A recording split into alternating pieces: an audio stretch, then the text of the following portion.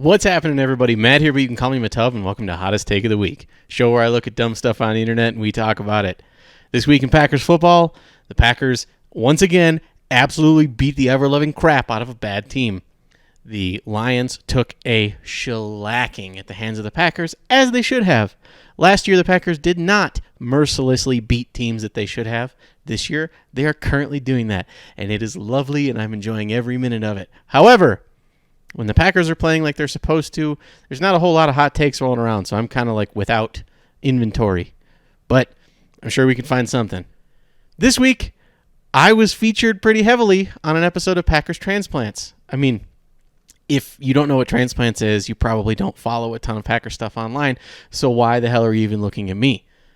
Packers Transplants is put on by Cheesehead TV. Aaron Nagler and Corey Benke, two phenomenal people to follow for all things Packers. Corey is a character, and Nagler, former beat writer, current radio personality, blogger extraordinaire. They both had very nice things to say about me. They both had very not nice things to say about DVOA. It was a lovely time. But in the words of Kevin Smith, anytime someone insults him on TV, all he cares about is, hey, look, they're saying my name. I know that the show is probably going to get a little bit more exposure because of that. So I ain't complaining, man. More people that want to watch me yell into a microphone on a boom arm, I'm down. Packers Transplants is a live stream, and so, of course, there's a live chat.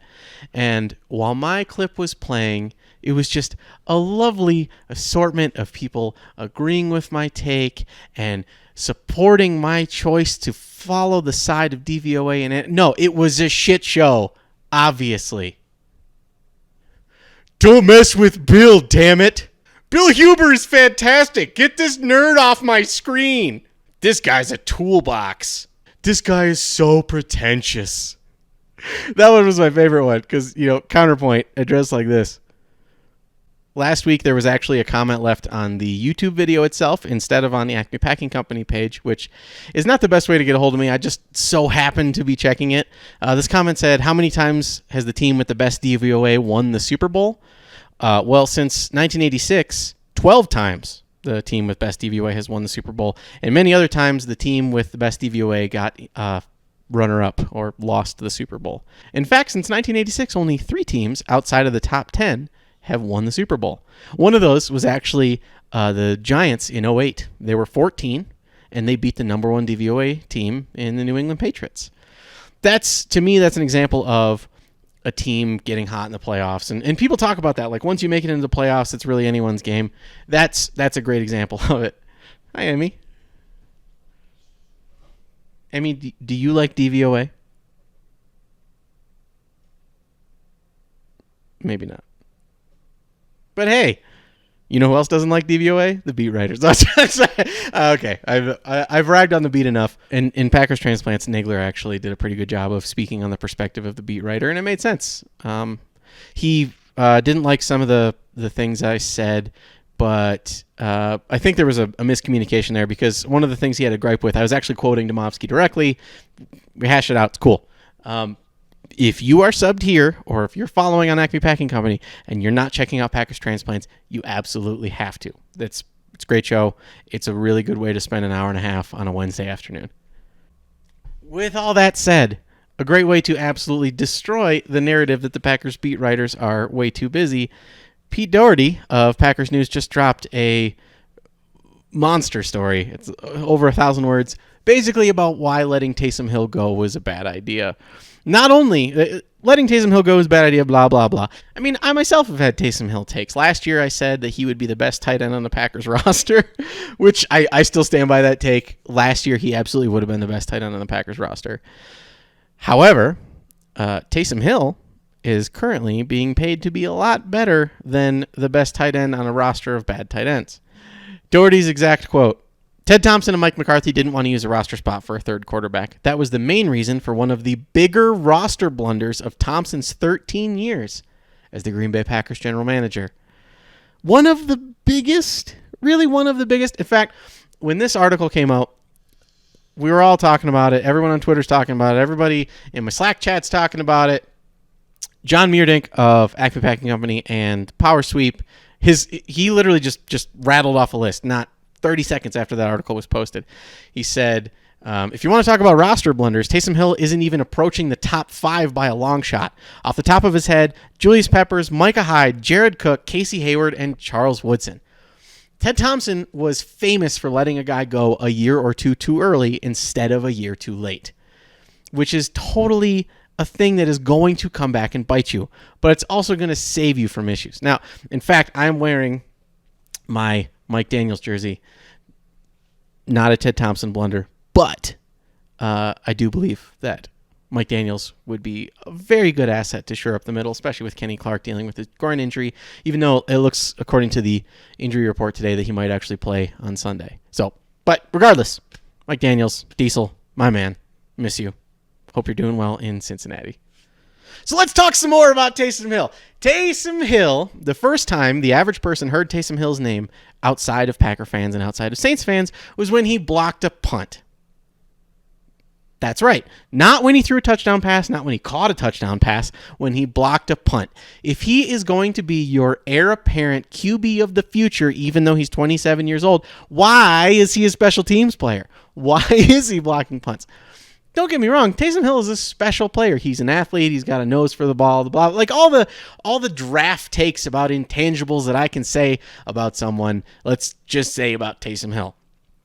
But New Orleans gave him a ridiculous contract recently. You can imagine if the Packers had kept Taysom Hill, they likely would not have used him in the way that Sean Payton has used him. In my opinion, he overuses him. I think if you have a Hall of Fame quarterback, you should not overdo the gadget plays. Instead of forcing the ball to Taysom Hill, he should be part of the offense, not building part of the playbook around him. That's ridiculous. It's friggin' Drew Brees. Before this year, Drew Brees was considered the most accurate arm of all time. I'm pretty sure he has the best completion percentage of all time. Like why would you take the ball away from him? But they did, and they were fairly successful at it. Taysom Hill had 9 touchdowns last year, but he's got, 11 his entire career in 39 games? Taysom Hill's not like a touchdown machine. He was just force-fed the ball last year. In fact, my favorite thing is the contract that stemmed from Taysom Hill doing his Taysom Hill things. I'm quoting Peter Bukowski here of Acme Packing Company and Locked On Packers podcast.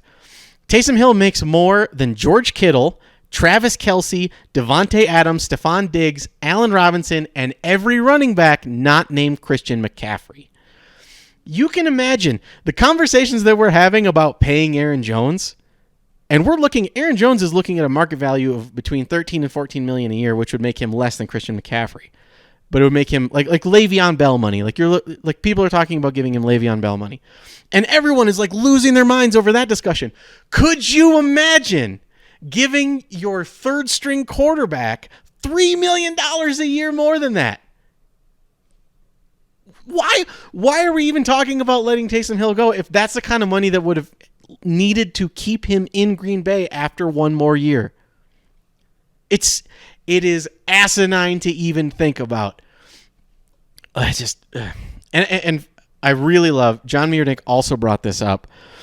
He looked at we were talking about Tom Tupa. Tom Tupa is the punter athlete quarterback extraordinaire of the 90s and early 2000s.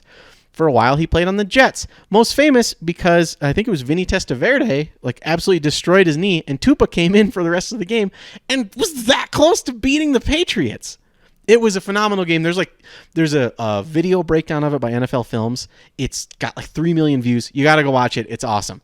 But Tom Tupa had 16 attempts for 8 completions, 199 yards, 2 touchdowns with 1 interception. A passer rating of 109. Wow.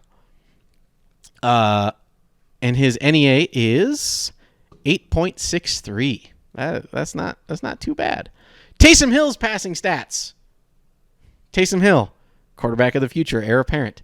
14 attempts, 7 completions for 157 yards, no touchdowns, and an interception with a 60 passer rating. Would you give $16 million to Tom Tupa? Or would you give $16 million to Taysom Hill? Oh, wait, I'm sorry. I'm not supposed to talk about stats because because stats are part of analytics, and you can only talk about analytics if you're a dork. Well, I'm a dork. Anyway, the fact that, you know what? The fact that we're arguing about Taysom Hill right now is the best thing, because as I said earlier, we don't have actual Packers things to argue about. It is awesome. I love that the takes aren't about the team sucking or finding a new coach or whatever. This is a great time to be a Packer fan. The Packers are going into New Orleans as a 3-point underdogs. I think that they're going to win. I think it's the Superdome is a very special place to play football when there's a lot of people there. Without the crowd, who knows? But I think the Packers take it. I think Drew Brees is on the downslope, and I think with both teams missing their number one wide receivers, New Orleans is hurt a lot more than the Packers are. That's going to do it for me, guys. As always, I'm Matt, but you can call me Matub, and go Pack, go!